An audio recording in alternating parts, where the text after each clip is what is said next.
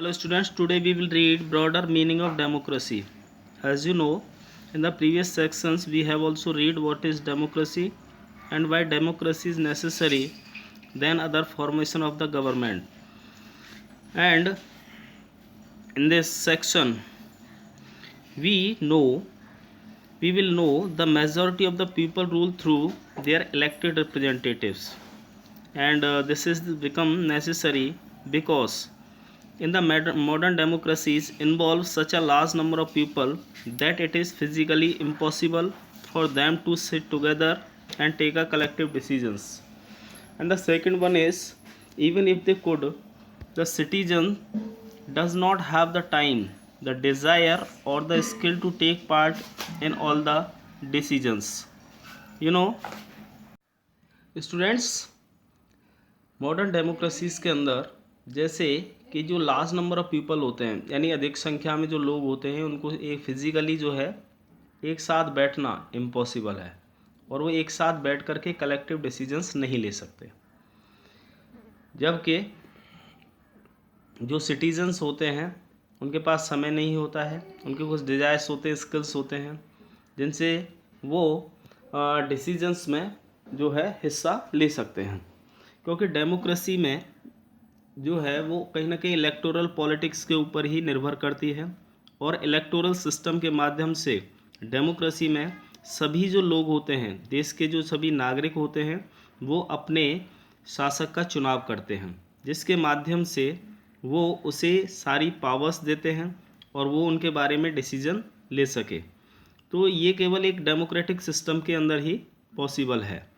जबकि अब अगर मैं आपको एक उदाहरण बताऊं, भारत के संदर्भ में हम उदाहरण लेते हैं।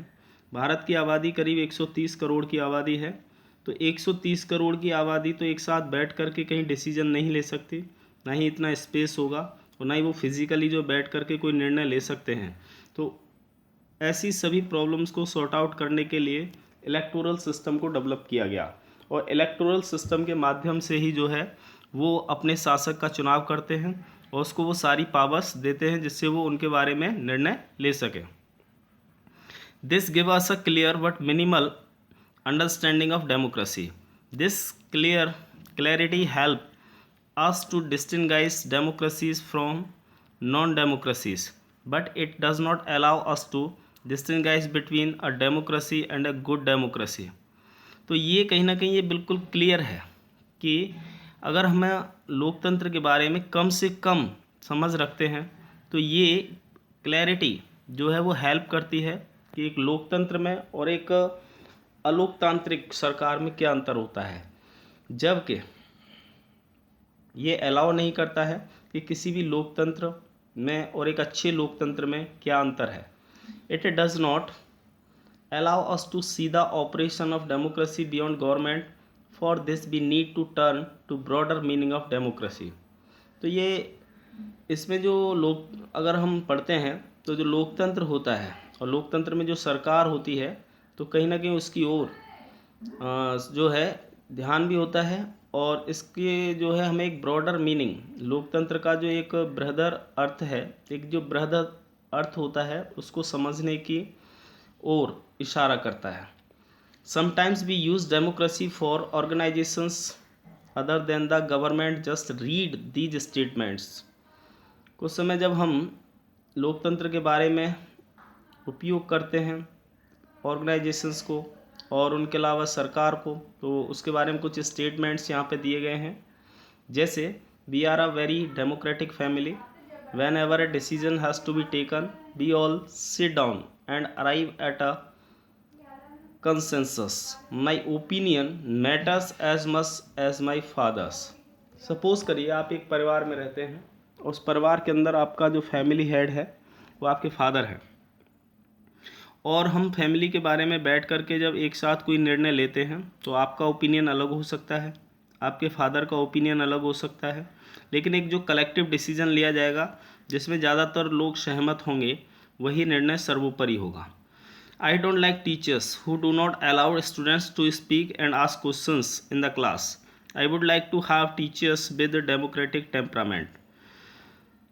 जो टीचर्स जो है स्टूडेंट्स को क्लास में बोलने और उन्हें प्रश्न पूछने से रोकते हैं या उन्हें पसंद नहीं करते हैं, तो उन्हें मैं एक सलाह देना चाहूँगा एज अ टीचर कि उनको एक डेमोक्रेटिक टेम्परामेंट को ही यूज़ करना चाहिए, जिसमें सभी छात्रों को कक्षा के अंदर प्रश्न पूछने का अधिकार हो, राइट हो, और उसको जो है रोका न जाए। One leader and his family members decide everything in this party, how can they talk of democracy? अगर एक ही लीडर और उसका परिवार और उसके सदस्य एक पार्टी के बारे में सभी निर्णय लेते हैं या सभी जो है निर्णय लेने की पावर्स रखते हैं, तो आप उसको कैसे जो है लोकतंत्र कह सकते हैं, डेमोक्रेसी कह सकते हैं? तो जैसे बहुत सारी ऐसी पार्टियां हैं इंडिया में भी जो कि ये परिवारवाद के नाम पर चलती हैं और उन्हीं के परिवार के लोग जो है उसको सरकार को चलाते हैं और उन पार्टीज़ के ऊपर उनका ही कब्ज़ा होता है। तो इस प्रकार से हम कह सकते हैं कि लोकतंत्र में सभी को समान रूप से अधिकार है। These ways of using the word democracy go back to its basic sense of a method of taking decisions. A democratic decision involves consultation with and consent of all those who are affected by that decision. एक तरीका ये होता है जब हम लोकतंत्र की बात करते हैं तो उसमें कुछ एक बेसिक जो सेंस होते हैं, कुछ मेथड्स होते हैं जिसमें डिसीजंस लिए जाते हैं, और एक जो डेमोक्रेटिक डिसीजन होता है उसमें कंसल्टेशन की साथ साथ वो सभी लोग जो इस निर्णय से प्रभावित हो रहे हैं उनके साथ कंसेंट भी लिया जाता है। Those who are not powerful have the same say in taking the decision as those who are powerful. This can apply to a government or a family or any other organization. Thus, democracy is also a principle that can be applied to any sphere of life. तो कहने का sense ये है कि जो लोकतंत्र होता है वो हमारे जीवन के हर एक पहलू में सम्मिलित होता है, एक उसका सिद्धांत होता है, चाहे कोई परिवार हो, चाहे कोई सरकार हो, चाहे वो पार्टी हो, जहाँ सभी लोगों की सहमति होती है, जहाँ सभी लोगों से कंसल्ट किया जाता है, उनका कंसेंट लिया जाता है, उनकी सहमति ली जाती है, तभी हम कह पाएंगे कि वास्तविकता में उस परिवार के अंदर या पार्टी के अंदर या किसी सरकार के अंदर एक लोकतांत्रिक व्यवस्था है और उसके सिद्धांत पर वो चलती है। Sometimes we use the word democracy not to describe any existing government but to set up an ideal standard that all democracies must aim to become. कई बार क्या होता है कि हम जो है जो डेमोक्रेसी जो वर्ड है वो इसको डिस्क्राइब नहीं करता है कि कोई भी एग्जिस्टिंग गवर्नमेंट जो कि सेटअप हुई है किसी भी आइडियल स्टैंडर्ड के आधार पर, और वो सभी डेमोक्रेसीज़ का एम एक ही है, एक ही एम बनता है। True democracy will come to this country only when no one goes hungry to bed. एक अगर हम कहें ट्रू डेमोक्रेसी वो बनता है देश के अंदर जब कोई भी व्यक्ति भूखा न सोए। In a democracy every citizen must be able to play equal role in decision making. For this you don't need just an equal right to vote. Every citizen needs to have equal information, basic education, equal resources and a lot of commitment. और एक जो लोकतांत्रिक व्यवस्था है उसमें जो प्रत्येक जो नागरिक होता है उसको एक इक्वल रोल मिलता है, वो इक्वल रोल प्ले करता है डिसीज़न लेने में, और इसके अलावा वो इक्वल राइट रखने की उसको आवश्यकता है क्योंकि हमारे संविधान ने सभी को राइट टू वोट का अधिकार दिया है, और प्रत्येक सिटीजन्स को आवश्यकता होती है कि उसके पास समान इन्फॉर्मेशन हो, बेसिक एजुकेशन हो, इक्वल रिसोर्सेज हो और लॉट ऑफ कमिटमेंट हो। If we take this ideal seriously then no country in the world is a democracy.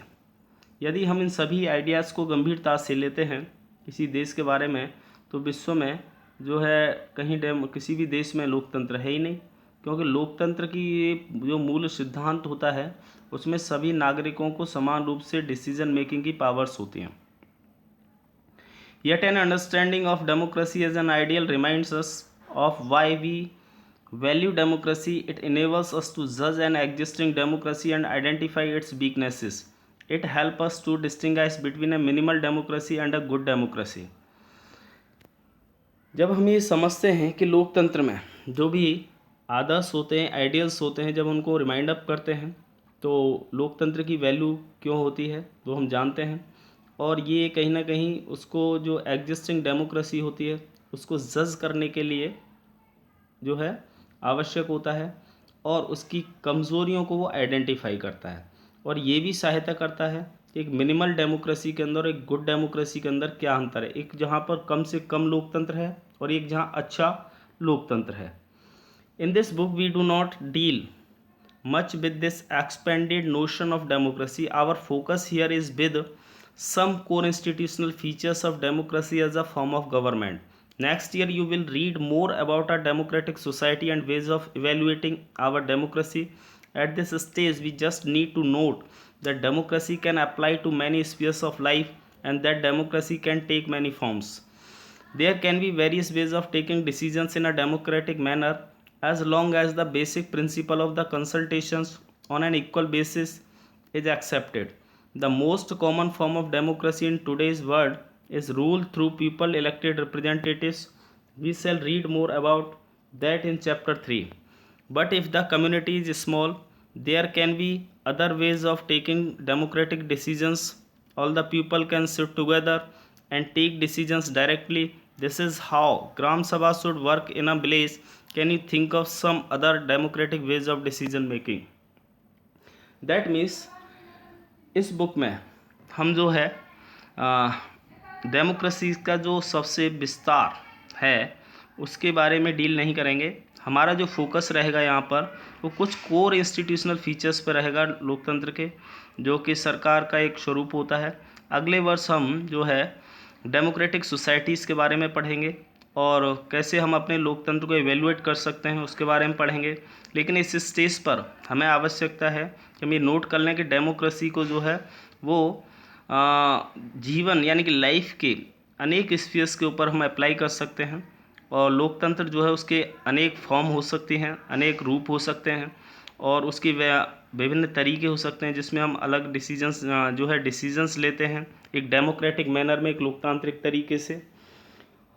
और उसके कुछ बेसिक जो है प्रिंसिपल्स होते हैं जिसमें हम कंसल्ट करते हैं, और जो इक्वल बेसिस होते हैं उसको हम एक्सेप्ट भी करते हैं। तो कुछ जो मोस्ट जो कॉमन फॉर्म होती हैं डेमोक्रेसीज़ की आज के वर्ल्ड में अगर हम देखें तो जिनके माध्यम से जो चुने हुए जो प्रतिनिधि होते हैं जो शासन करते हैं उनके बारे में जो है हम चैप्टर 3 में पढ़ेंगे। लेकिन कुछ कम्युनिटीज़ ऐसी होती हैं जो काफ़ी छोटी होती हैं, स्मॉल नंबर्स में होती हैं, लेकिन उनके पास ऐसे कई तरीके होते हैं जिससे कि वो डेमोक्रेटिक डिसीजंस में पार्टिसिपेट करती हैं। और सभी जो लोग एक साथ नहीं बैठ सकते, एक साथ जब बैठ सकते हैं और डिसीजंस ले सकते हैं सीधे तौर पर, तो ये कैसे होता है, जैसे ग्राम सभा होती है वो उनको एक साथ बैठ कर के काम करना चाहिए। क्या आप कुछ ऐसी अन्य डेमोक्रेटिक वेज के बारे में जिसके माध्यम से हम डिसीजंस लेते हैं या डिसीजन निर्णय बनाए जाते हैं सोच सकते हैं? This also means that no country is a perfect democracy. इसका अर्थ ये हुआ कि कोई भी देश जो है वो परफेक्ट डेमोक्रेटिक नहीं है। ठीक है, the features of the democracy that we discussed in this chapter provide only the minimal conditions of a democracy.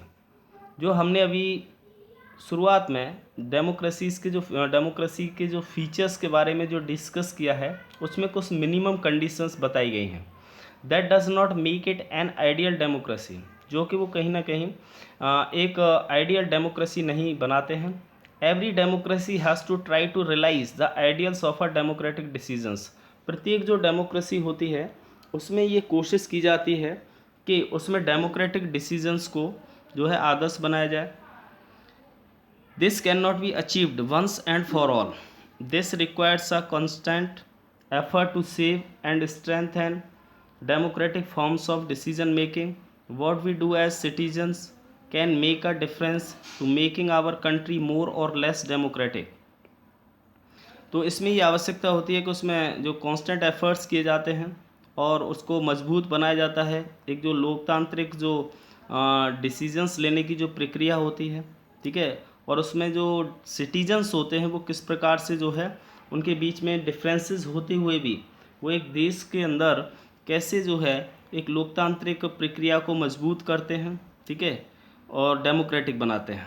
This is the strength and the weakness of democracy. यही लोकतंत्र की मजबूती और कमजोरी है।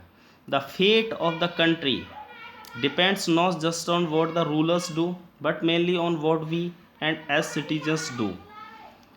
तो जो कंट्री होता है ये उस पर निर्भर नहीं करता है कि रूलर्स क्या करता है, और लेकिन मेनली वो क्या करना चाहता है सिटीजन्स के लिए। This is what distinguish democracy from other governments. Other form of the governments like monarchy, dictatorship और one party rule do not require all citizens to take part in politics. जब हम डिफरेंट फॉर्म्स ऑफ गवर्नमेंट के बारे में चर्चा करते हैं कि अलग अलग जो सरकार के स्वरूप होते हैं, ठीक है, तो उनमें जैसे मोनार्ची होता है, डिक्टेटरशिप होता है, या एक जो सिंगल पार्टी रूल सिस्टम होता है, तो उसकी आवश्यकता नहीं होती है नागरिकों के लिए कि वो कहीं ना कहीं राजनीति में हिस्सा ले सकें। In fact most non democratic governments would like citizens not to take part in politics. जो अधिकतर अलोकतांत्रिक सरकारें होती हैं उसमें जो सिटीजन्स होते हैं वो राजनीति में हिस्सा नहीं लेते हैं। But democracy depends on active political participation by all the citizens. लेकिन जो डेमोक्रेसी होती है उसमें निर्भर करता है कि जो सक्रिय राजनीतिक जो एक भागीदारी होती है वो सभी सिटीजन्स की होती है। That is why a study of democracy must focus on democratic politics. इसलिए क्योंकि जो हम लोकतंत्र के बारे में स्टडी करते हैं तो हम मोस्टली जो है डेमोक्रेटिक पॉलिटिक्स के ऊपर ही फोकस करते हैं। तो यहाँ आपका ये रीडिंग सेक्शन कंप्लीट होता है और आपका चैप्टर जो है एक्सप्लेनेशन जो किया गया है वो कंप्लीट हो गया है। तो आप एक बार इस वीडियो को ज़रूर देखें और वीडियो देखने के बाद इस चैप्टर को समझने का प्रयास करें और नोट्स भी जो है प्रिपेयर करें। ठीक है।